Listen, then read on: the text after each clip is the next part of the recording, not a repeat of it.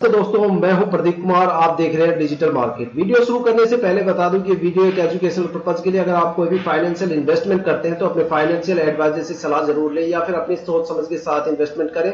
अगर आपको कोई भी फाइनेंशियल लॉस होता है तो इसलिए वीडियो रिस्पॉन्सिबल नहीं रहेगी। तो चलो दोस्तों बात करते हैं अडानी पावर लिमिटेड स्टॉक के बारे में। ठीक है, अगर आप चैनल पर नए हो तो चैनल को सब्सक्राइब जरूर कीजिएगा। तीन ऐसी बड़ी खबरें जिनकी वजह से अडानी पावर स्टॉक के अंदर अब लगातार हो रही है बड़ी गिरावट, और ये गिरावट एक काफी बड़े फैक्टर्स को यहां पे जन्म देने वाली है, जिसके बाद ये गिरावट का सिलसिला और ज्यादा स्पीड से गिरने वाला है। ठीक है, जो इन्वेस्टर्स अभी यहां पे ये उम्मीद लगाए बैठे कि वह स्टॉक में आपको ग्रोथ देखने को मिलेगी, तो वो समझ जाए यहां पे, क्योंकि जैसे ये स्टॉक 550 या 580 के आसपास जाएगा, यहां पे काफी स्पीडली गिरावट आपको देखने को मिलेगी। उसके बाद हालात ऐसे हो जाएंगे कि आप जैसे स्टॉक लगाओगे शाम तक आपके स्टॉक वहां पे रखे रहेंगे, शाम तक कोई भी बिकवाली नहीं होगी आपकी स्टॉक की, कोई उसको खरीदेगा नहीं, क्योंकि वहां पे आपको बायर ही देखने को नहीं मिलेंगे। इसके पीछे तीन सबसे बड़ी खबर निकल के आ रही है, उनके ऊपर मैं चर्चा करने वाला हूं, जिससे आप खुद ही जज कर सकते हो कि भाई साहब जो 2 लाख करोड़ के आसपास जो मार्केट कैपिटल की कंपनी है उसकी इतनी बुरी हालत कैसे हो गई। ठीक है, क्यों इस टाइम सबसे ज्यादा रुख है सजलोन एनर्जी पे, टाटा पावर पे और रिलायंस पावर पे लोगों का। अडानी पावर से धीरे धीरे क्यों मन भटक गया लोगों का, क्यों ये स्टॉक इतनी जबरदस्त तेजी से गिरावट कर रहा है, इसके पीछे के सबसे बड़ी वजह को जानते हैं। ठीक है, देखो यहाँ पे मैं बात इसके प्रॉफिट के, रिवेन्यू के या फिर इसके क्वार्टरली रिजल्ट की नहीं करूंगा, क्योंकि वो न्यूज ऐसी है कि उनके सामने अब इसके क्वार्टरली रिजल्ट का कोई महत्व ही नहीं है। भले ही इसके क्वार्टरली रिजल्ट में कितना भी ज्यादा मुनाफा आया हो, कितने भी ज्यादा इंक्रीमेंट हुआ हो, लेकिन वो न्यूज सुनने के बाद आप खुद ये कहोगे कि हाँ भाई साहब बिल्कुल ये स्टॉक की धज्जियां उड़ गई और यहाँ पे इन्वेस्टर्स की दबके पिटाई का माहौल बनने वाला है। ठीक है, अब उन सुर्खियों पे एक नजर डालता हूं। सबसे पहला चीज, हाई इंपोर्ट कोयल प्राइसेस। ठीक है, अब मैं बता देता हूं कि देखो अडानी पावर के जितने भी प्लांट हैं वो ज्यादातर महीने में बंद पड़े हैं। उसके पीछे का सबसे बड़ा रीजन ये है कि अडानी पावर में जो भी बिजली बनती है, जो भी पावर बनती है, वो कोयले और फ्यूल से बनती है, और यहां पे जो कोयला आता है वो सारा बांग्लादेश से आता है। अब बांग्लादेश में हालात ऐसे हैं कि वहां के प्राइम मिनिस्टर अपने देश को छोड़ के चले गए, वहां की अर्थव्यवस्था हिल गई है, वहां पे आर्मी शासन शुरू हो गया है, अपनी मनमानी हो रही है।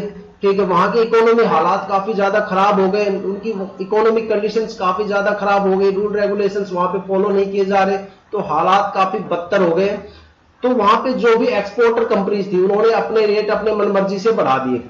ठीक है, अब वहां पे अडानी पावर को जो कोयला बांग्लादेश से मिल रहा था उसके प्राइस उन्होंने काफी ज्यादा हाइक कर दिए, क्योंकि वहां पे रूल रेगुलेशन और गवर्नमेंट से अभी है नहीं, तो वहां पे मनमानी प्राइस की वजह से कोयला काफी महंगा हो गया।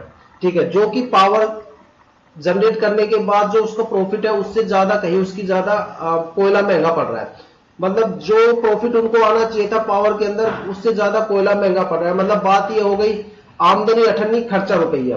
ठीक है, दूसरी सबसे बड़ी चीज, जो भारत बांग्लादेश का बॉर्डर है उसको इंपोर्ट एक्सपोर्ट के लिए प्रॉपर सील कर दिया गया है, ताकि कोई भी इंपोर्ट और एक्सपोर्ट के दौरान विस्फोटक सामान इधर से उधर ना चला जाए, या कुछ सिक्योरिटी रीजंस वगैरह को लेके बॉर्डर बिल्कुल सील हो गया, तो पूरी तरह से यहाँ पे कोयले की सप्लाई रोक दी गई है। ठीक, मतलब कोई भी प्रोडक्ट की यहाँ पे सप्लाई इंपोर्ट एक्सपोर्ट रोक दिया गया है, तो यहाँ पे कोयला अब अडानी पावर तक पहुंच नहीं पा रहा। अब जिनके साथ अडानी पावर की कमर्शियल डील है, या जिनके बॉन्ड वगैरह साइन है, या बड़ी डील्स उनकी साइन है, उनको ये पावर बना के दे रहे हैं, लेकिन उनके लिए इधर उधर से कोयले का अरेंजमेंट कर रहे हैं, लेकिन उसकी जो आपूर्ति प्रॉपर हो नहीं पा रही है।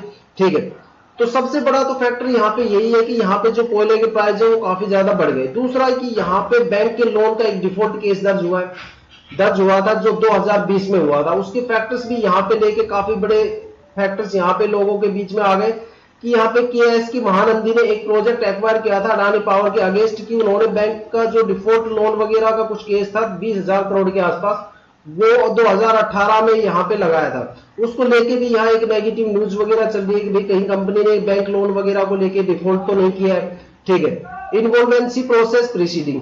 ठीक है, तो यहाँ पे इंसॉल्वेंसी का जो प्रोसेस है, जो एनसीएलटी से उन्होंने एक, जो केएस की महानंदी जी है उन्होंने एनसीएलटी को एक इंसॉल्वेंसी और बैंकक्रफ्ट कोड का मतलब एक रिपोर्ट यहाँ पे सबमिट की है कि भाई इसका ये बैंकक्रफ्ट होने वाले है, या इसकी बोली वगैरह लगाई जाए, या फिर इसकी ऑप्शंस वगैरह लगा के ये कुछ पैसा जो है वो रिकवर किया जाए।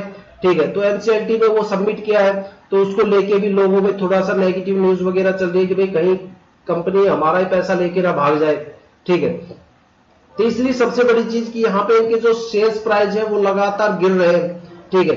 यहाँ पे ग्रिड बैकडाउन यहाँ पे देखने को मिल रहा है कि जो पावर सप्लाई का जो बैकडाउन